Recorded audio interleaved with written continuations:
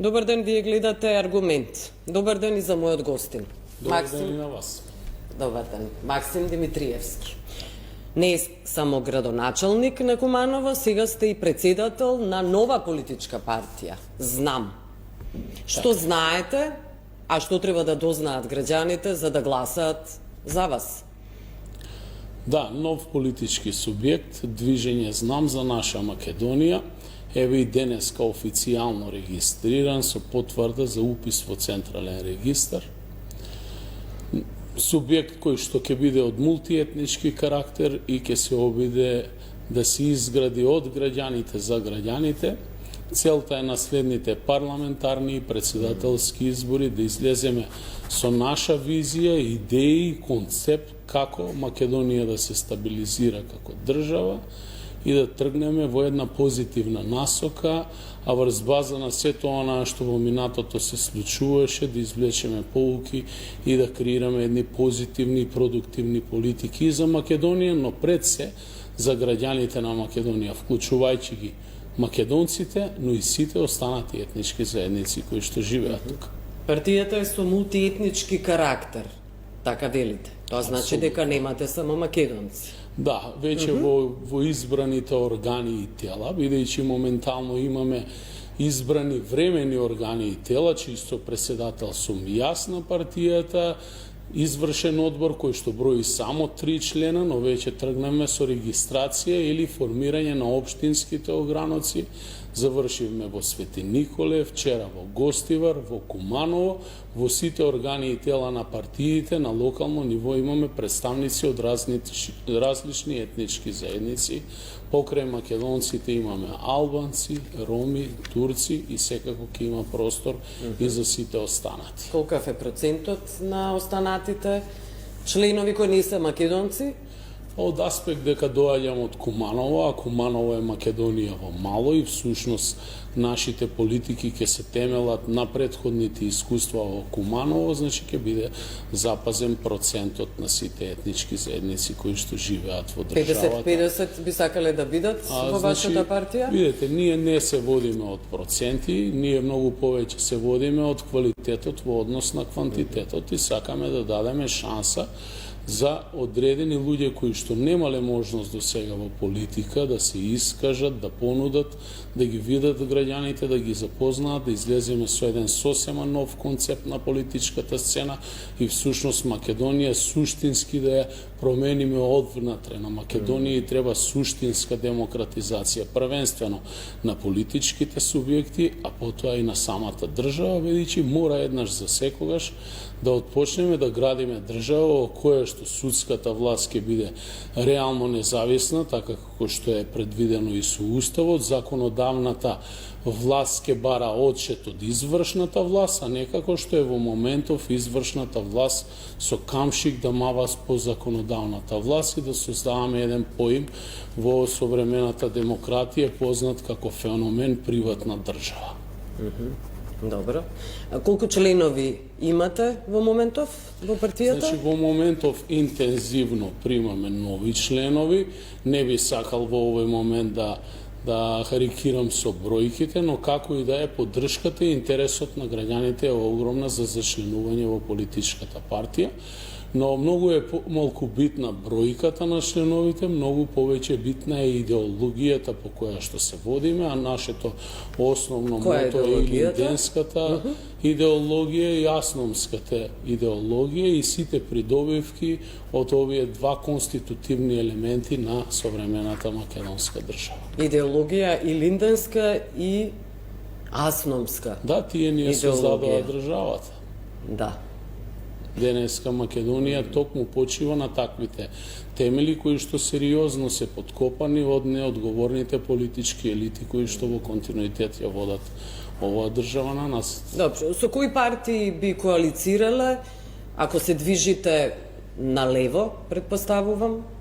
Па нашата идеолошка поставеност ќе биде по центарот, а што се однесува до социјалните политики, бидејќи Македонија по уставот е социјална држава која што треба да даде еднакви права и можности на сите. Тука сме позиционирани кон лево, што се однесува до националните прашања, тие се чисто патриотски, многумина ги нарекуваат десно, но секој македонец е патриот во душа и треба да размислува така, и тука можеме да учиме многу повеќе од помалите етнички заедници, почнувајќи од албанската етничка заедница, како тоа се работи на национално единство кај македонскиот народ, зошто да не изградиме еден таков концепт, бидејќи во моментов ние се повеќе и повеќе како припадници на македонската заедница или македонскиот народ во нашата држава се чувствуваме фрустрирано поради непринципиалните комбинаторики во извршната и законодавната и многу други власти. Тоа се партиски комбинаторики, каде што по принципот јас тебе војводо, ти мене сердаре, само да ја задржам фотелјата или власта, сум подготвен да отстапам се. Тие луѓе кои што ќе седнат на позиции, за нив законот не важи, додека за обичниот граѓанин тој одговара и за продажба на чај на зелен пазар. Се случуваат огромни криминали и се носат закони за само амнестирање на најодговорните, членот 353 од законот за одговарање по службена должност при злоупотреба евентуална се сведена на условна казна од 6 месеци, и тоа е нешто недозволиво, што директно ќе работиме да го промениме тој закон, но и многу други закони, како што беше само себе си наградувањето со исплата на 70% поголема плата. 78%? Така е, Вие не земате таква плата? Јас земам таква плата, но не сакам да говорам како останатите дека секој ден ја донирам, затоа што не Зошто не се откажавте од таа 78% затоа што немате право согласно закон да се откажете од истата, мора да ја примите на жиросметка, да, но истата ја распоредувам во форма на донација, но нема потреба од такво нешто. Сите тие средства кои што се вкалкулирани во буџетот со измена на закон можат да се избалансираат и да се поделат правно на сите граѓани во државата во делот на покачување на личниот доход, пензиите, а се работи за сериозни средства. Во првата пресметка беа некаде 30 на милиони евра, дополнително сега колка ви е платата? Милиони евра. Мислам дека е некаде околу 116.000 денари. И колку издвојувате за донации? Во зависно од месецот и во зависност од бројот на барањата. Дали 78% издвојувате? Па добар дел од плата. Секој месец? Да, секој месец. Секој месец, добро. Изјавивте дека при регистрација на ЗНАМ сте се соочиле со многу обструкции. Имате уште обструкции и од кого?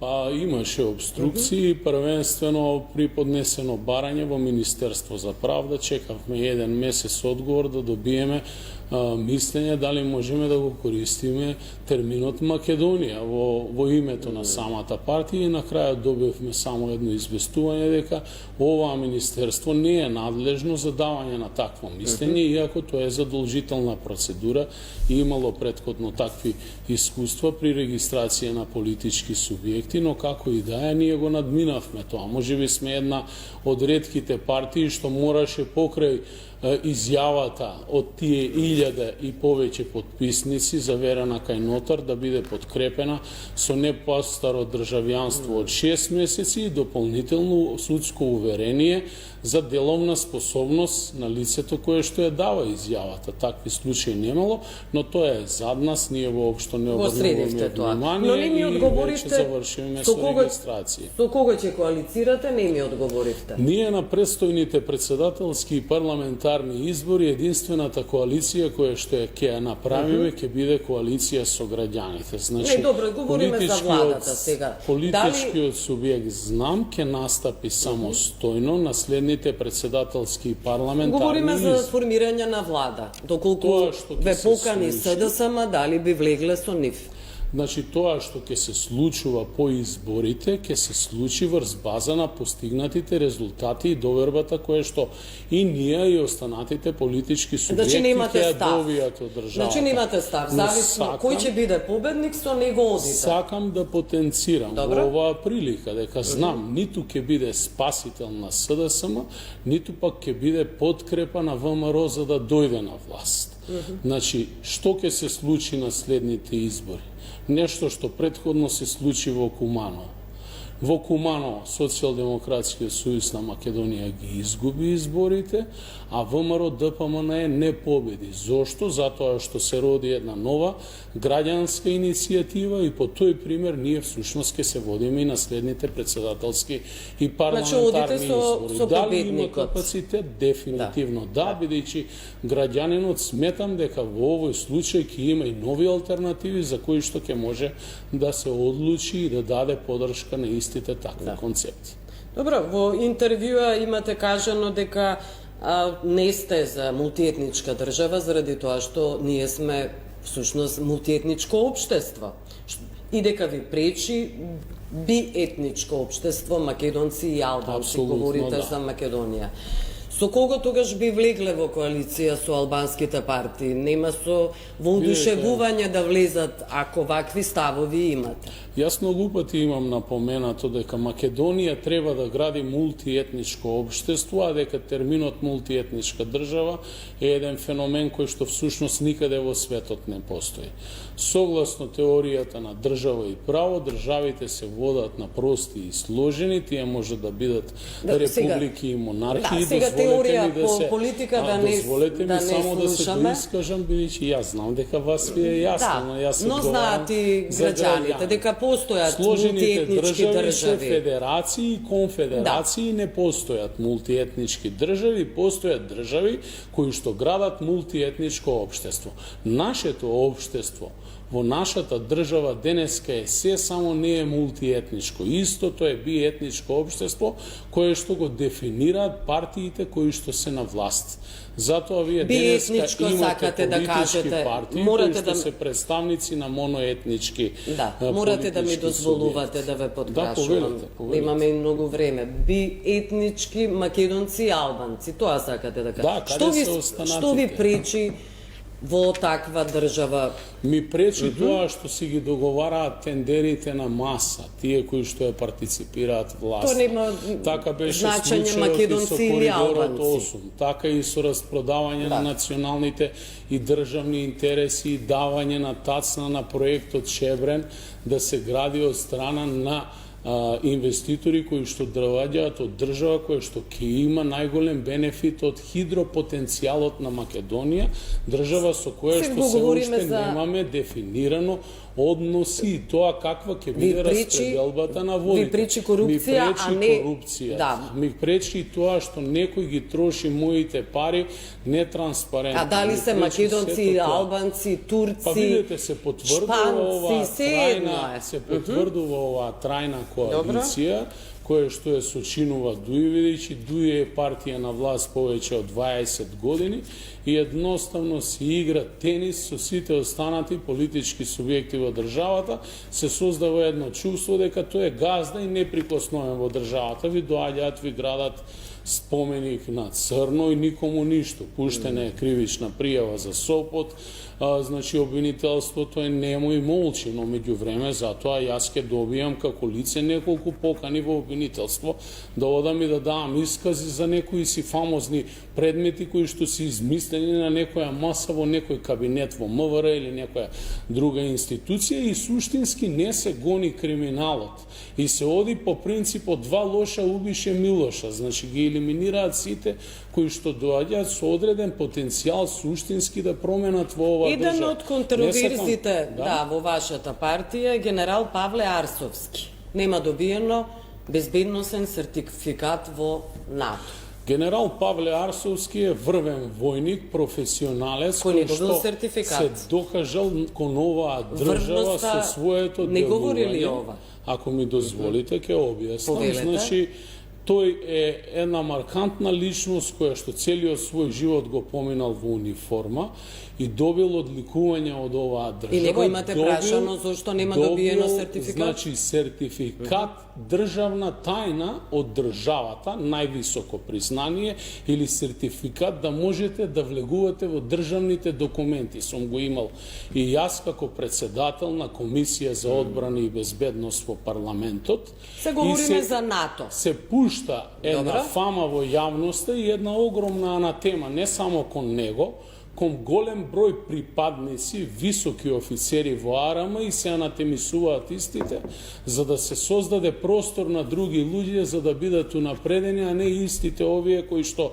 поминале низ процесот на војничката кариера. Го имам прашано човекот лично, ми има покажано потврда од надлежен суд, си повел постапка и ја добил постапката, а до ден денеска никој не му дал никакво објаснение дали и зошто и врз база на кои основи е направена таквата анатема.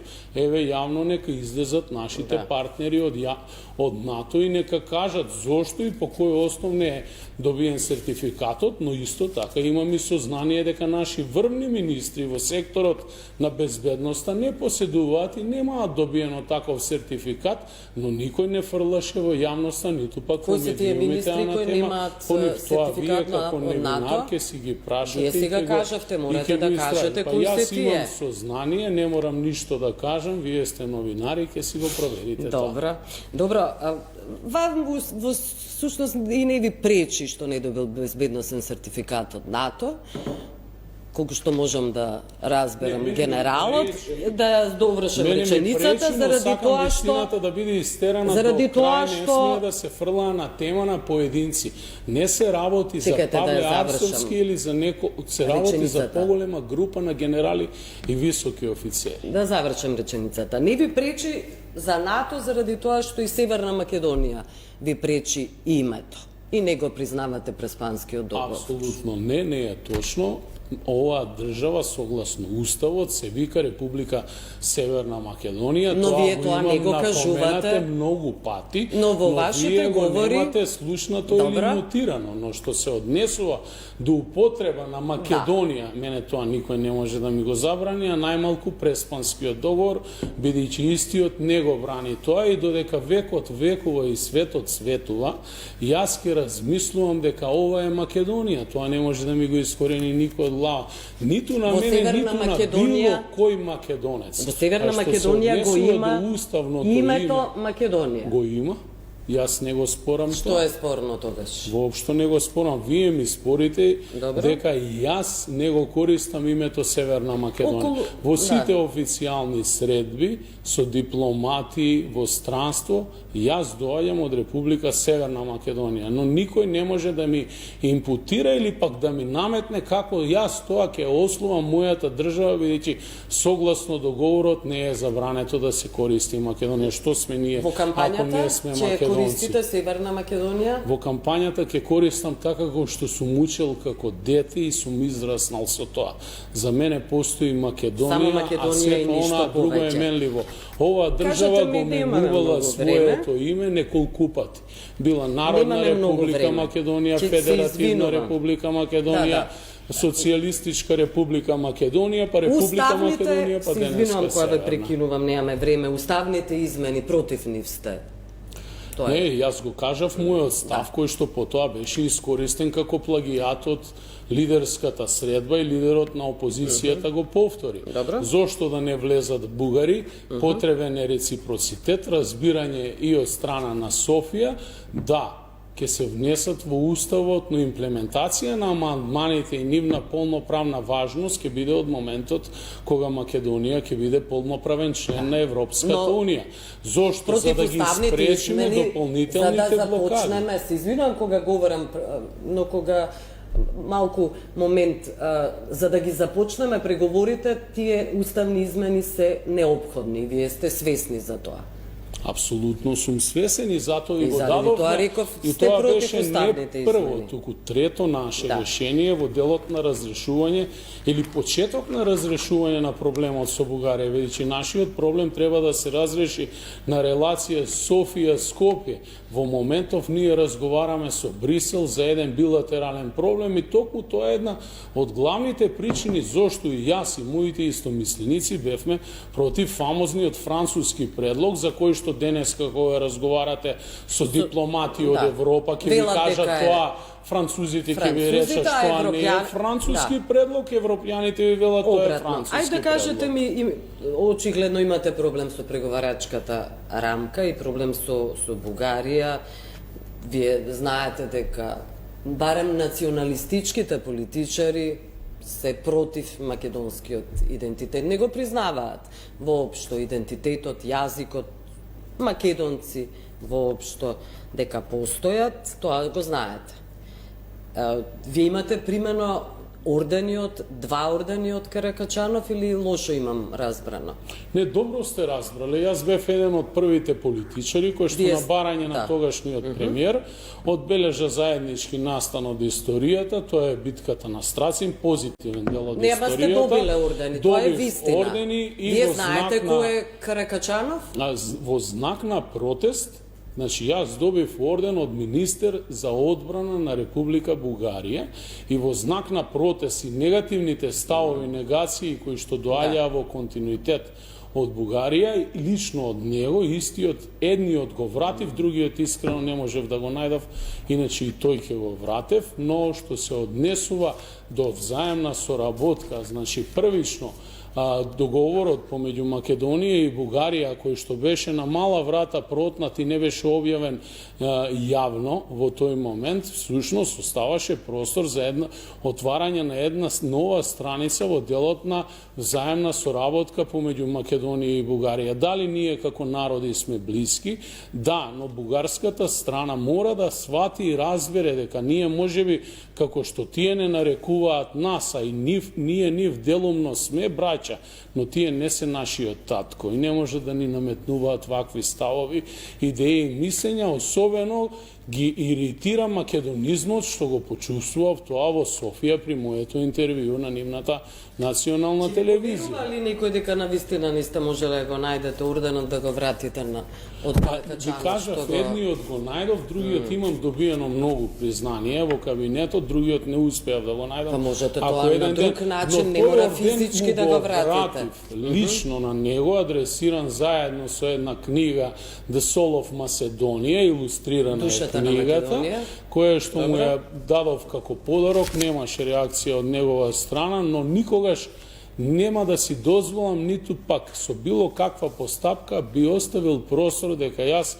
сакам да ја навредам на тој начин бугарската сегашна армија или граѓаните. Кога го добивте орденот, не знаевте кој е Каракачанов? Ми беше донесен од амбасадата.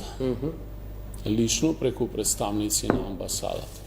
Но како и да е, тоа беше чист гест, може би се обидам на тој начин да дојдам до одредено освестување. Видете, тој бил таков тогаш, па се потпиша договор и очекуваме може би малку и ќе се промени, бидејќи при самиот преспански договор, еден од најголемите поддржувачи и тапкачи по рамо всушност беше бугарската страна која што ни се представуваше како голем пријател. А сосема на крајот излезе една непредвидена блокада и всушност Македонија трпи денеска сериозни последици поради обидот од нивна страна да решат еден само иницииран билатерален проблем на мултилатерален начин преку Брисел. Повторно ќе доаѓате во ова студио, ќе правиме интервјуа, се разбира. Да, ќе ми биде чест секогаш.